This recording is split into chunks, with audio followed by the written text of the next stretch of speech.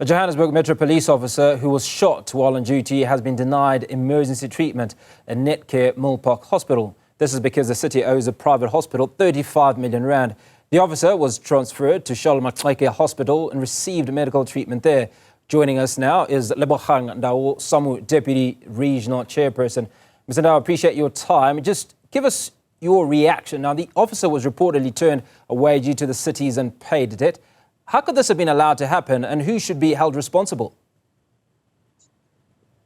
Good afternoon to you and all the listeners.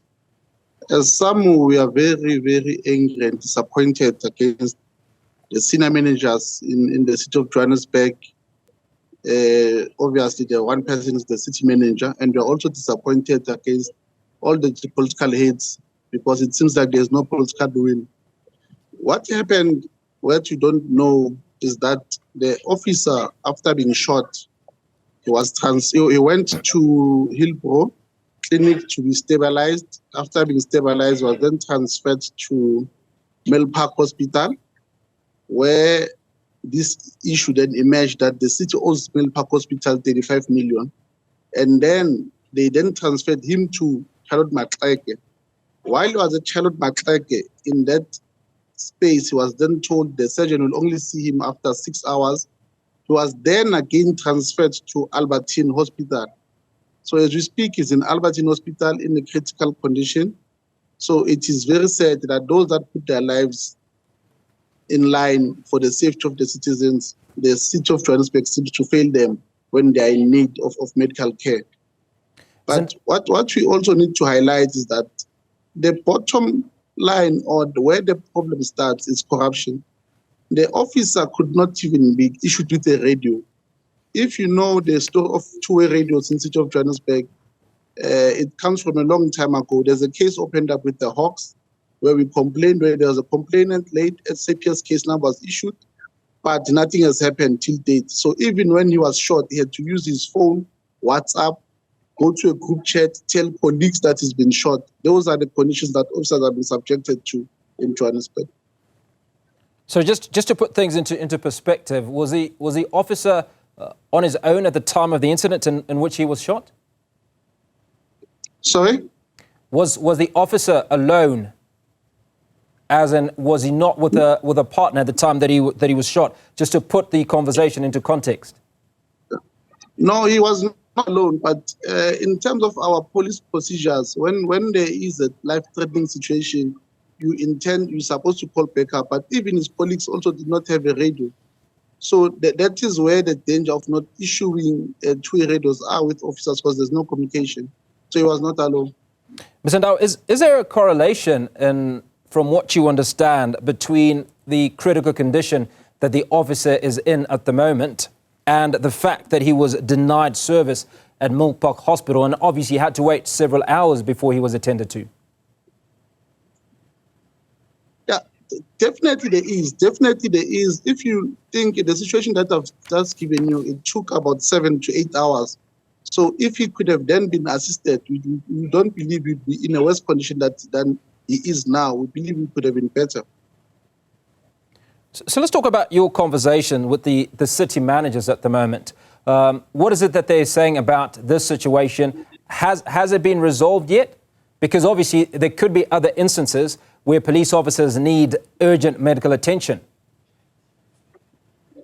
So far, the only communication we've seen from the city was one, that they acknowledged that the member was shot and there was no medical treatment given by Milpark, but they still don't accept that they owe Milpark any money, which we see and we understand that because we don't have management in the City of Johannesburg, this is not shocking.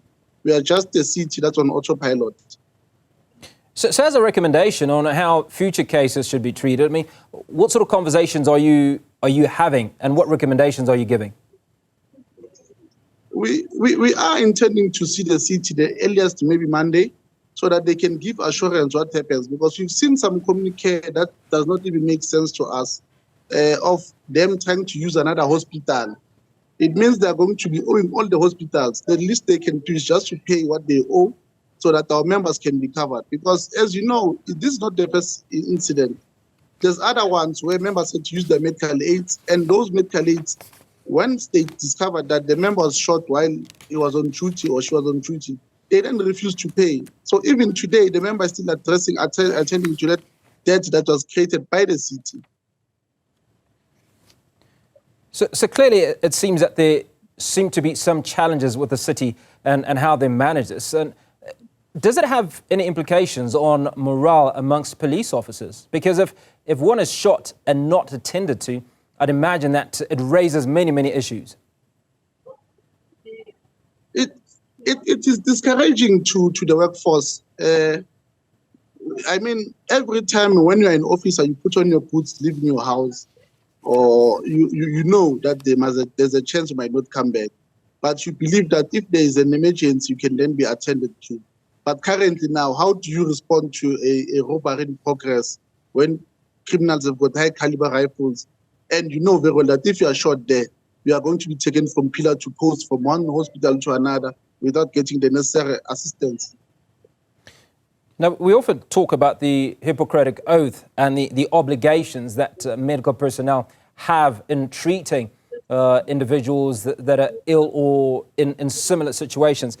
In your view, do you think that there should be emergency protocols that bypass issues around non-payment? Because if an individual is in a life-threatening position, as in this instance, a person has been shot, do you think that the standing arrangements should be overridden?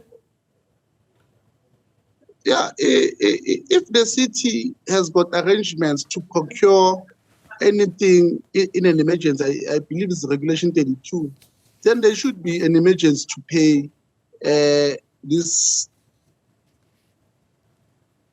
There should be an emergency to pay for medical treatment. So there should be, even Netcare. We are so disappointed in Netcare because they could have attended to the member, and after they could have pursued a civil claim. Nothing stopped them from pursuing a civil claim against the city. But now they instead decided to transfer the member to Charlotte Maxeke. And it shows that they are just after money, nothing else. They don't care about life. Mr. Ndawo, my final question, do you think that's a fair statement, considering that the amount that is allegedly owed is 35 million rand? So it would suggest that 35 million rand, without all the information obviously at hand, is not an amount that's built up over a number of days. It would almost suggest that 35 million, to get that sort of amount, it's several months at the very least.